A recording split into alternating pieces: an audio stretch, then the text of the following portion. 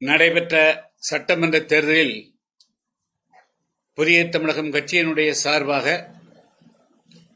தமிழ்நாடெங்கும் 61 சட்டமன்ற தொகுதிகளில் புதிய தமிழகம் கட்சியினுடைய வேட்பாளர்கள் போட்டியிட்டார்கள். எங்களுடைய புதிய தமிழகம் கட்சியினுடைய வேட்பாளர்களுக்கு வாக்களித்த அனைத்து வாக்காளர் பெருமக்களுக்கும் என்னுடைய நெஞ்சார்ந்த நன்றியை முதற்கண் தெரிவித்துக் கொள்ள விரும்புகிறேன். ஆட்சி முறைகளில் ஜனநாயகம்தான் உயர்ந்தது, அதுதான் மக்களுக்கானது என்ற அடிப்படையில் மக்களுடைய வாக்குரிமையினுடைய அடிப்படையில் பிரதிநிதிகள் தேர்ந்தெடுக்கப்பட்டு அந்த பிரதிநிதிகள் ஆட்சியாளர்களை தீர்மானிக்கக்கூடிய முறைதான் உலகெங்கும் ஜனநாயக என்று அழைக்கப்படுகிறது. ஆனால் அந்த பிரதிநிதிகளை தேர்ந்தெடுக்கக்கூடிய இந்த தேர்தல் நியாயமாகவும் நாணயமாகவும் உண்மையானதாகவும் எந்தவிதமான அச்சுறுத்தல்கள் ஆசை வார்த்தைகள் இல்லாததாகவும் இருந்திட வேண்டும். ஆனால் நடந்து முடிந்த சட்டமன்ற தேர்தல் எந்த நோக்கத்திற்காக இந்திய நாடு சுதந்திரம் பெற்றதோ, இந்திய நாடு ஒரு சுதந்திரமான ஜனநாயகபூர்வமான குடியரசு என்று அறிவிக்கப்பட்டதோ அதை பிரதிபலிக்கக்கூடிய வகையிலே இல்லாமல் தமிழ்நாடெங்கும் அனைத்து சட்டமன்ற தொகுதிகளிலும் இது ஜனநாயகமா பணநாயகமா என்று கேட்கக்கூடிய வகையில் பட்டி தொட்டி எல்லாம் பணம் வாக்காளர்களுக்கு வாரி இறைக்கப்பட்டிருக்கிறது. நான் போட்டியிட்ட ஒட்டப்பிடாரம் சட்டமன்ற தொகுதி உட்பட தமிழ்நாட்டினுடைய பல தொகுதிகளிலும், இன்னும் சொல்ல போனால் அனைத்து தொகுதிகளிலுமே எந்தவிதமான தங்கு தடையும் இல்லாமல் வாக்காளர்களுக்கு பணம் பரிமாறல் செய்யப்பட்டிருக்கிறது. பல வேட்பாளரிடத்தில் பல லட்சக்கணக்கான ரூபாய், கோடிக்கணக்கான ரூபாய் கைப்பற்றப்பட்டாலும் கூட அதை பற்றியே தேர்தல் ஆணையம் கண்டுகொள்ளவே இல்லை. தேர்தல் வேட்புமனு தாக்கல் செய்யப்படுகின்ற பொழுது ஒரு சில குறைபாடுகள், குறிப்பாக அபிடேவிட்டில் பொருந்தாது பொருந்தும் என்று ஒரு வார்த்தைகள் இல்லாவிட்டால் கூட மனுக்கள் நிராகரிக்கப்படுகின்றன.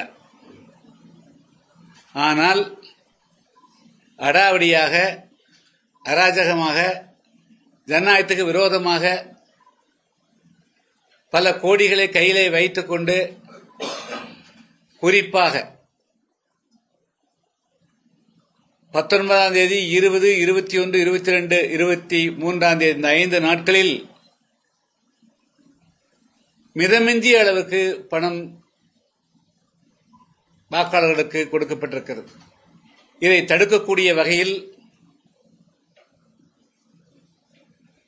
தேர்தல் ஆணையம் வலிமை பொருந்தியதாக இல்லையா, அல்லது இதை தடுக்க முடியாது என்று தேர்தல் ஆணையம் கருதுகிறதா, அல்லது இது ஒரு அங்கம் என்று பணப்பழக்கம், இது ஒரு தேர்தல் நடைமுறையின் அங்கம் என்று விட்டுவிடுவார்கள் என்று தெரியவில்லை. கோவையிலே கூட பல தொகுதிகளில் தங்க காசுகள் எல்லாம் கொடுக்கப்பட்டதாக செய்திகள் வருகின்றன. இது இப்படியே இருந்தால் இந்த நாடு எங்கே போய் முடியும்? கிராமங்களுக்கு செல்லுகின்ற போது பொதுவாக பெண்கள் மதுவினால் ஏற்படக்கூடிய பாதிப்புகள், போதை பழக்கங்களால் தங்களுடைய பிள்ளைகள், இளைஞர்கள் அவர்களுக்கு ஏற்படக்கூடிய பாதிப்புகள், பெண்களுக்கு பாதுகாப்பற்ற நிலை, இளைஞர்களுக்கு வேலையில்லாத நிலை அனைத்தையும் சுட்டிக்காட்டுகிறார்கள். மக்கள் மிகப்பெரிய அளவுக்கு கிளர்ந்திடுகிறார்கள். ஆனால் அந்த கிளர்ச்சியை எப்படி நெருப்பிலே நீரை ஊற்றி அணைப்பதைப் போல, குறிப்பாக கடைசியாக 23ஆம் தேதி வாக்குப்பதிவு என்றால் 22ஆம் தேதி இரவு முதல்ல 500 கொடுத்தால் அதற்கு பிறகு 1000, இன்னொரு வேட்பாளர் 1000 கொடுத்தால் இவர்கள் போட்டிக்கு 1500 என்று வேட்பாளர்கள் கூடிய போட்டி போட்டுக்கொண்டு 3000 4000 ரூபாய் வரையிலும் ஒரு வாக்காளருக்கு பணம் பட்டுவாடா நடைபெற்றிருக்கிறது. இப்படியே சென்றால் சாதாரண ஒரு குடிமகன், ஏழையாக இருக்கக்கூடியவர்கள் இந்த நாட்டில் தாங்களும் மக்களுக்கு தொண்டாற்ற வேண்டும் என்று அவர்கள் அரசியலுக்கு வருவதற்கு உண்டான வாய்ப்பே அறவே ஏற்று போகக்கூடிய சூழல் உருவாயிருக்கிறது. எனவே தமிழ்நாட்டில் நடைபெற்றது ஒரு சாதாரணமான தேர்தல் சடங்காகத்தான் நடைபெற்றிருக்கிறது தவிர, இந்த தேர்தலை வசதி உள்ளவர்கள், பணம் உள்ளவர்கள், நீங்களா இந்த தேர்தலை நடத்திக் கொள்ளுங்கள், நாங்கள் முடிவை நாங்கள் அறிவிக்கிறோம் என்பதை போன்றுதான் இருந்ததே தவிர, ஒரு நடுநிலையோடு தேர்தல் ஆணையம் செயல்பட்டு முறைகேடுகளை தடுத்து நிறுத்தி, அடாவடிகளை தடுத்து நிறுத்தி, வாக்காளர் கொடுத்திருக்கக்கூடிய அந்த பணங்களை எல்லாம் தடுத்து நிறுத்தக்கூடிய வகையில தேர்தல் ஆணையம் செயல்பட முடியாத ஒரு நிலை கவலை அளிக்கக்கூடியதாக இருக்கிறது. எனவே இப்பொழுது தமிழ்நாட்டில் ஏதோ அமைதியாக தேர்தல் நடைபெற்றது என்று சொன்னால் கூட இது அமைதியான தேர்தலாக கருத இயலாது. என்று சொன்னால் வாக்காளர்களுக்கு போட்டி போட்டு அவர்களை ஊழல்படுத்திய பிறகு இது அமைதியான தேர்தல் எப்படி என்று சொல்ல முடியும்? இந்த தேர்தலில் கடந்த நாடாளுமன்ற தேர்தலை காட்டிலும் கூடுதலான வாக்குப்பதிவுக்கு காரணம் தனிப்பட்ட எந்த ஒரு அரசியல் கட்சியும் இல்லை. மாறாக வழக்கமாக இருமுனை போட்டியாகத்தான் இருந்திருக்கிறது பெரும்பாலும். ஆனால் இந்த முறை 5 கட்சிகள் 6 கட்சிகள் தங்களுடைய வேட்பாளர்களை இறக்கிய காரணத்தினால் ஒவ்வொரு கட்சியும் தங்களுடைய கட்சிக்கு வாக்குகளை சேகரிக்கக்கூடிய வகையில் களமிறங்கி வாக்காளர்களை வாக்குச்சாவடிக்கு அழைத்து வந்த காரணத்தினால் ஒட்டுமொத்தத்தில் இந்த தேர்தலில் வாக்காளர்களுடைய வாக்களிப்பவருடைய சதவீதம் அதிகரித்திருக்கிறது. ஆனால் என்னுடைய கவலை இன்றைய பத்திரிகையாளர் சந்திப்பின் மூலமாக நான் சொல்ல விரும்புவது, இது தமிழ்நாடு அளவுக்கு இந்த பிரச்சனையை தீர்க்க முடியும் என்று கருதவில்லை. இந்திய அளவுக்கு தேர்தல் ஆணையம் இதுக்கு இந்த பணப்பழக்கம் தமிழ்நாட்டில் இந்த அளவுக்கு உருவாவது எந்த விதத்திலும் சரியானதல்ல. நாளடைவில் ஜனநாயகம் படுகொலைக்கு தள்ளப்படும். படுகொலை இன்னும் சொல்ல போனால் பட்டப்பகையிலே இது படுகொலை செய்யப்பட்டிருக்கிறதாகத்தான் கருத வேண்டியிருக்கிறது. எனவே இதுல இந்த நாட்டில் ஊழல் ஒழிக்கப்பட வேணும், ஜனநாயகம் தலைக்க வேண்டும், ஏழை எளியோரும் எல்லாரும் நாட்டு மன்னர்கள், எல்லோரும் ஜனநாயகத்தில் பங்கேற்க வேண்டும் என்று கருதக்கூடியவர்கள், ஜனநாயகத்தினுடைய மாண்பு என்ன, அதனுடைய பொருள் என்ன, அதனுடைய கருத்து என்ன, அதனுடைய நோக்கம்தான் என்ன என்பதை புரிந்து கொண்டவர்கள் எல்லாரும் ஒன்றிணைந்து தமிழ்நாட்டில் வரக்கூடிய காலகட்டங்களிலாவது இந்த பணப்பழக்கங்களை அடியோடு தடுத்துவதற்கு உண்டான வழிமுறைகளை காணணும். இந்திய தேர்தல் ஆணையம் இது போன்று தேர்தல்களை அனுமதிக்கும் பட்சத்தில் இது எதிர்காலத்தில் ஒரு மிகப்பெரிய அளவுக்கு விரும்பக்கூடாத சம்பவங்கள் நடைபெறுவதற்கு வாய்ப்பு இருக்கிறது. எனவே தேர்தல் ஆணையம் இனிமேலாவது தமிழ்நாட்டில் இந்த பணப்பட்டுவாடாவை தடுப்பதற்கு நடவடிக்கை எடுக்கணும். இந்த தேர்தல் நடைபெற்றக்கூடிய தேர்தல் இது உண்மையான ஜனநாயக பூர்வமான தேர்தல் அல்ல.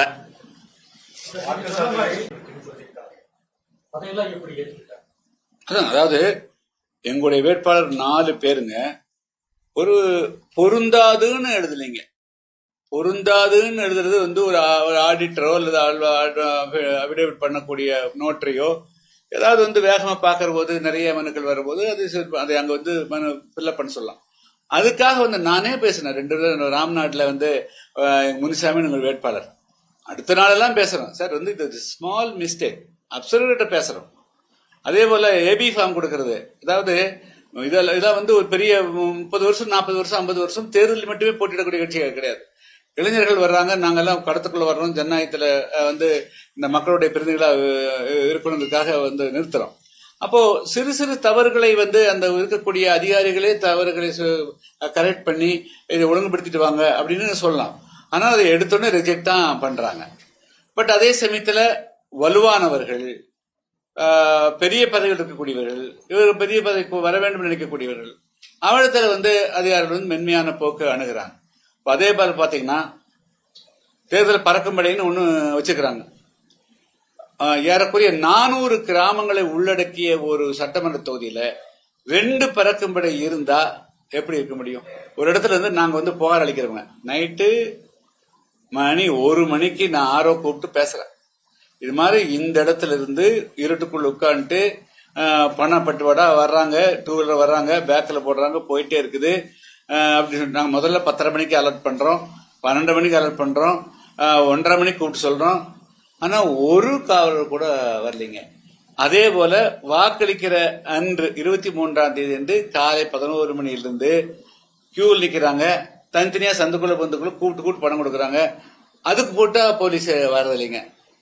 சோ இப்படி இது பட்டவர்த்தனமாக வந்து இந்த பணம் கொடுக்கறத வந்து தேர்தல் ஆணையம் தடுத்து நிறுத்துறதுக்கோ அல்லது வந்து நடவடிக்கை எடுக்கிறதுக்கு எந்த விதமான ஏன் சென்சிட்டைஸ் பண்ணல, அது அப்படின்னா எங்கேயோ ஒரு பெரிய மிஸ்டேக் இருக்கு, குறைபாடு இருக்கிற மாதிரி நான் கருதுறேன்.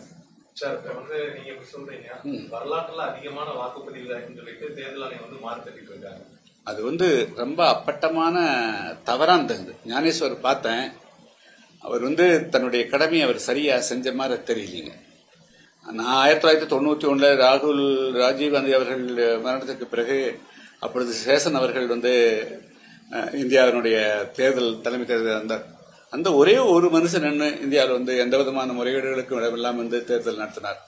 ஆனா தமிழ்நாட்டில் இன்னைக்கு வந்து சாதாரண, அதாவது எல்லாருக்கும் எப்படி பணப்பட்டுவாடா நடந்ததுன்னு தெரியும், அதை வந்து அவர் வந்து அதையெல்லாம் மறைச்சிட்டு வந்து ஓட்டு போட்டாங்கன்னு சொன்னா இது என்னது? ஓட்டு போடுறது மட்டுமே ஜனநாயகம் கிடையாது, ஆச்சுங்களா? அது ஓட்டு எப்படி போட வைக்கப்படுகிறார்கள், அதுக்குள்ள என்ன தில்லுமுல் நடந்திருக்குது, என்ன முறைகேடு நடந்திருக்குது, இது ஜனநாயக பூர்வா நடந்திருக்குதா, தேர்தல் ஆணையத்தினுடைய நோக்கம் நிறைவேற்றப்பட்டிருக்கிறதா, ஜனநாயகத்தின் நோக்கம் நிறைவேற்றப்பட்ட எல்லாமே கணக்கில் கொள்ளாமல் வந்து நான் வந்து மக்கள் வந்து ஜனநாயக கடமைகள் நிறைவேற்றி விட்டார்னு அவர் வந்து ட்விட்டர் போடுறது வந்து 100க்கு 100 யதார்த்தத்துக்கு புறம்பா இருந்தது. அதே மாதிரி இந்த முறை வந்து பாத்தீங்கன்னா எஸ்ஐஆர்னாலதான் அதோடைய வாக்கு சதவீதம் உயர்ந்து வெறிச்சொடி காணப்பட்டுச்சு. அதாவது ஒன்று வந்துங்க 11 மணிக்கு பிறகே வந்து வெயில் வந்து தாக்கம் அதிகமாயிருது. அதனால காலையில் நேரத்தில் வந்து வாக்களிக்க வந்திருக்கிறது ஆர்வத்தோட வந்து வாக்களிச்சு போயிருப்பாங்க. அதுக்கு பிறகு 4 மணி 4:30 மணிக்கு பிறகு 5 மணிக்கு பிறகு தான் கியூ நிக்கிறாங்க. 2 விஷயம், நீங்க வந்து வாக்காளர் 81% 82% இந்த கோயம்புத்தூர்ல 85% வர்றதுக்கு நமக்கு முக்கியமான காரணம் அந்த பணப்பட்டுவாடா ஒரு காரணம் ஆச்சுங்களா. நாங்கள் கம்பல் பணம் கொடுத்து அவங்களுக்கு பரிசு பொருள் கொடுத்து அப்போ அவங்களை வந்து நிர்பந்தம் செய்யறார்கள், நீ வந்து வாங்கிட்ட ஓட்டு போடு, வந்து ஓட்டு போடு அப்படிங்கிறது தான் அதனுடைய கட்டுப்பாடு. இப்ப வந்து 1 லட்சம் ரூபாய் கையில் கொடுத்து விடுறாங்க, 10,000 ரூபாய் அந்த கொடுக்கற கையில் எடுத்துக்கணும், 3,000 ரூபாய் கொண்டு போய் வாக்காளர்கிட்ட கொடுன்னு சொல்றாங்க. அவன் கரெக்டா வந்து 30 பேர்த்த கூட்டு வந்து ஓட்டு போட வச்சிடறான். சோ இப்படி ஒரு முறைகேடு நடக்கிறது வந்து ஏன் ஒத்துக்காம வெறுமனே வந்து இந்த சதவீதம் கூட்டி சதவீதம் கொண்டதுக்கு முதல்ல கடந்த தேர்தல் நாடாளுமன்ற தேர்தல் பார்த்தீங்கன்னா 2 அணி, அதிகபட்சம் வேணா 1 ஆகுது. இப்ப வந்து 5 அணி இருக்குதுங்க. அதாவது வந்து உங்களுக்கு தெரியும். சோ இப்ப எல்லா அணிகளுமே வரிஞ்சு கட்டுக்கிட்டு வேலை செய்யறாங்க. அவங்க விஜய் வந்ததுனால அது அவங்க இளைஞர்கள் கொஞ்சம் கூட போட்டிருக்கலாம் இல்லைன்னு சொல்ல, பட் அது மட்டுமே காரணம் இல்ல. தமிழ்நாட்டில் இந்த பணப்புழக்கத்தினால அது நிர்பந்தப்படுத்தப்பட்டு வாக்காளர்கள் வாக்குச்சாவடிக்கு அழைத்து வரப்பட்டிருக்கிறார்கள். அதுபோக வந்து எஸ்ஐஆர் நீக்கிறதுனால சதவீதம் ஆட்டோமேட்டிக்கா வந்து முதல்லையும் இப்படிதான் இருந்திருக்கும். ஆனா வாக்காளர் எண்ணிக்கை அதிகமா இருக்கிற போது அதுல வந்து இப்போ வந்து சரியா சொல்றாங்க, வந்து இப்போ 100 பேர் வாக்காளர்ல 70 பேர் வாக்களிச்சதுன்னா அது வந்து 70% ஆகுது. இப்ப அதே வந்து 80 பேர் இருக்கிற இடத்துல வந்து 70% போது அதுக்கு சதவீதம் கூடுது. இதுதான் வந்து பாயிண்ட். சோ ஏறக்குறைய 80 லட்சம் பேர் குறையிற போது அதே சதவீதம் ஓட்டு போட்டாலும் கூட சதவீதத்தினுடைய இது எண்ணிக்கை கூடுது, அவ்வளவுதான். இல்ல அதாவது மொத்தமாக நாங்க வந்து அங்கிருந்து அப்சர்வ் பண்ண பாருங்க, கோவை மாவட்டத்திலேயே வந்து பெரிய கணத்துக்கடவு தொகுதியில கோவை தெற்கு, கோவை வடக்கு, இதுல எல்லாமே வந்து கம்ப்ளீட்டா ஃபுல்லா வந்து கோவை மாவட்டத்தை மையமா வச்சு இங்க வந்து மிகப்பெரிய அளவுக்கு இது ஒரு பணப்பழக்கம் நடைபெற்றிருக்குதுங்க. அங்கதான் தேர்தல் ஆணையத்தினுடைய டோட்டல் ஃபெயிலூர். தேர்தல் ஆணையம் அதில் என்ன பிரச்சனைனா, நேற்று வரலும் தாசில்தாரா இருக்கிறாரு, நேற்று வரலும் ஆர்டிஓ இருக்கிறாங்க, இன்னைக்கு திடீர்னு அவர் தேர்தல் அலுவலராக மாறிடுறாங்க. அப்போ அவங்க இன்னும் அரசனுடைய அதிகாரிகள், அந்த ஸ்டேட்டினுடைய அதிகாரிகளாவே கண்டினியூ பண்றாங்க. ஸோ அதெல்லாம் அந்த குறைபாடுகள் எல்லாம் இல்லாமல் தேர்தல் ஆணையம் சொன்னாலே, தேர்தல் நடத்தக்கூடிய அதிகாரிகள் என்று சொன்னாலே அவர்கள் மத்திய அரசனுடைய அதிகாரிகளாகவோ மாநில அரசனுடைய அதிகாரிகளாக இல்லாமல் முழு நேர தேர்தல் ஆணையத்தினுடைய அதிகாரிகளாக கீழிருந்து மேல வரலும். இப்ப இந்த எஸ்ஐஆர்லயும் கூட கடைசியில் யார்கிட்ட கொடுத்தாங்க? திருடங்கட்ட சாவி கொடுத்த மாதிரி 2 கட்சிகிட்ட கொண்டு போய் கொடுத்துட்டாங்க வாக்காளர் சேர்க்கையே. அது எந்த விதத்தில் சரியா இருக்க முடியும்? அங்கீகரிக்கப்பட்ட கட்சின்னு கொடுக்குறாங்க. இப்போ அவங்க தான் வாக்காளர் சேர்க்கிறது நீக்கிறது எல்லாமே அவங்க போயிருங்க. அதனால வந்து தேர்தல் ஆணையம் வாக்காளர் சேர்ப்பிலிருந்து கடைசி வரலும் அதுக்கு முழு நேரமா வந்து இந்த state election commission, central election எல்லாம் கம்ப்ளீட் எடுத்துடுங்க. இந்த பஞ்சாயத்து தேர்தல் நடத்துறதும் கூட இதெல்லாம் எடுத்துட்டு முழு நேரமா வந்து அது எந்த எலெக்ஷனான சொசைட்டிலிருந்து நடத்தக்கூடிய அளவுக்கு வந்து இந்த தேர்தல் ஆணையத்தை டோட்டலா வந்து மறுசீரமைக்கவில்லை என்று சொன்னால் நம்ம கண்ணு முன்னால இந்தியாவில் ஜனநாயகம் அப்படியே சரிந்து விழுந்துவிடும். இந்தியாவில் இருக்கக்கூடிய பெரும்பாலான எதிர்கட்சிகள் இந்தியாவில எலெக்ஷன் கமிஷன் நேர்மையா நடக்க மாட்டேங்குது அப்படின்னு சொல்றாங்க.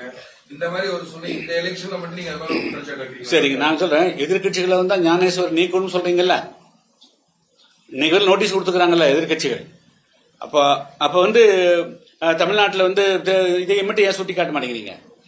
இந்திய தேர்தல் ஆணையர் ஞானேஸ்வர் வந்து பாரபட்சமா நடந்துக்கிறாரு அப்படின்னு சொல்லித்தானே இன்னைக்கு வந்து அவர் நீக்கிறதுக்கு 2வது முறையே நோட்டீஸ் கொடுத்துக்கிறாங்களே எதிர்கட்சிகளுமே, ராஜ்யசபா நோட்டீஸ் கொடுத்துருக்காங்களே. அப்படி என்று சொன்னால் தமிழ்நாட்டில் தேர்தல் நியாயமாக நடைபெறவில்லையே, அது குறித்து ஏன் அவர்கள் வந்து பேச மறுக்கிறார்கள்? இதுக்கு முன்னாடி வரைக்கும் நடந்த இதுல வந்து பாத்தீங்கன்னா வந்து எப்பவுமே வந்து எதிர்கட்சிகள் வந்துட்டு தேர்தல் ஆணையம் வந்து மத்திய அரசு ஆளும் மத்திய அரசுக்கு சாதகமாக இருக்கிறது எப்பவுமே அது தொடர்ந்து குற்றச்சாட்டாக இருக்கு. இல்ல, நாங்க வந்து மத்திய அரசு மாநில அரசு எல்லாம் இருக்கட்டுங்க, வந்து தேர்தல் ஆணையம் அவர் தான், அது வந்து இண்டிபெண்டன்ட் ஆணையம், அவங்க தன்னுடைய பொறுப்பை வந்து சரியா செய்யணும். அதான் வந்து சேஷன் சுட்டி காட்டணும். அவரு தேர்தல் ஆணையராக இருந்தாரு. அன்னைக்கு இந்தியாவில் அவ்வளவு பெரிய ஒரு அசாதாரணமான சூழல். இந்தியா முழுக்க நாடா ஒரு ஸ்டேட் கிடையாது.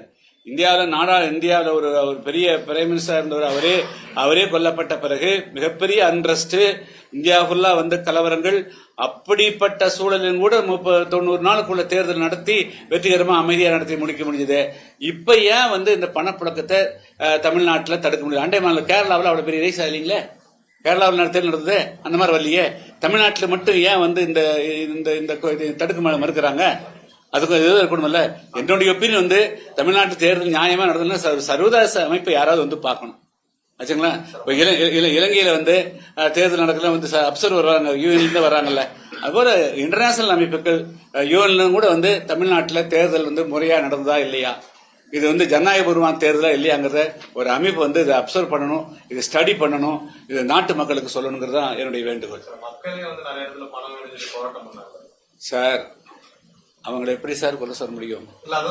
இல்ல சார், இல்ல நம்ம வந்து அவங்கள வந்து குடிக்க வச்சிடறோம், அவன் குடிய எப்படி வந்து பழக்கிறோம். அப்போ 10 பேர் கொடுத்து பழக்கும் போது வந்து அது இன்னைக்கு மக்களுடைய நிலைமை அவ்வளவு மோசமா இருக்கு சார். 200 ரூபா 250 ஒரு நாளைக்கு நான் வந்து போயிருந்தேன் வந்து ஓட்டப்படாத்துல, ஒரு நாளைக்கெல்லாம் வேலை செஞ்சேன்னா வெறும் ஒரு மாசத்துக்கெல்லாம் 600 ரூபா 6000 ரூபாய் கூலிங்க. எவ்வளவு வச்சுங்க சார்? அப்ப அவங்களுடைய நிலைமை என்ன? சோ மக்களை வந்து அவ்வளவு பெரிய வறுமையிலையும் கொடுமையிலையும் வச்சுட்டு நீங்க வந்து அது மாதிரி 10 பேர் கொடுத்து 10 கொடுக்கலும் போது அது வந்து ஏதோ பாகுபாடு காட்டுற மாதிரி இருக்கலாம். அதே மக்களுடைய அறியாமை, மக்களது நிலைக்கு நீங்க தள்ளுறது யார்? அது ஏன் நீங்க கொடுக்குறீங்க? இப்படி ஆட்சிக்கு வர வேண்டிய அவசியம் என்ன? இப்படி பதவிக்கு வந்து உட்காரணுங்கிற அவசியம் ஏன் வந்தது? மக்கள் கிராமங்களுக்கு போனா பாத்தீங்கன்னா குடிக்க தண்ணி இல்லைங்கிறாங்க, ரோடு இல்லைங்கிறாங்க, பெண்கள் எல்லாம் பாத்தீங்கன்னா இளம் பெண்களை கற்பழிக்கிறாங்க, அதுக்கு நடவடிக்கை எடுக்கிறாங்க. பையன் கஞ்சா குடிக்கிறான், தம்பி கஞ்சா குடிக்கிற தடுத்து நிறுத்துக்கிறாங்க. கடைசியில 23ஆம் தேதி தேர்தல்லாம் எல்லாத்தையும் மறக்க வச்சு அவங்க கொடுக்குற 500 ரூபாய்க்கு மட்டும் அப்படியே மண்டியிடுற அளவுக்கு கொண்டு போய் இந்த ஜனங்களை வந்து இந்த தமிழ்நாட்டு மக்களை வந்து அவமானப்படுத்துறாங்க. அந்த பணம் கொடுக்கறது வந்து அதை நான் வந்து தமிழ்நாட்டு மக்களை வந்து அவர்கள் கையேந்த வைக்கிறது இது மிகப்பெரிய வரலாற்று பிழையாகவே நான் கருதுறேன். கடந்த முறை நாடாளுமன்ற தேர்தலையும் சரி, இந்த முறை சட்டமன்ற தேர்தலையும் சரி, நீங்க வந்து ஆக்சுவலா வாக்களிக்கல அப்படிங்கிற ஒரு பேச்சு பரவாயில்ல போயிட்டு இருக்கேன் டாக்டர். நான் ஓட்டப்படாதுலேருந்து எப்படி வந்து வாக்களிக்க புதிய தமிழகம் தனித்து போட்டியிட்டார். யாருக்கு எந்த கட்சியிலையும் கூட்டணி இல்லை சார். அது வந்து இந்த தடவை வந்து புதிய தமிழகம் கட்சி நாங்கள் தான் சொல்லிட்டோம். எங்கள் கட்சி வந்து அவங்க ஒரு மரியாதையுடன் எங்களை அகாமடேட் பண்றதுக்கு உண்டான முயற்சி எடுக்கல.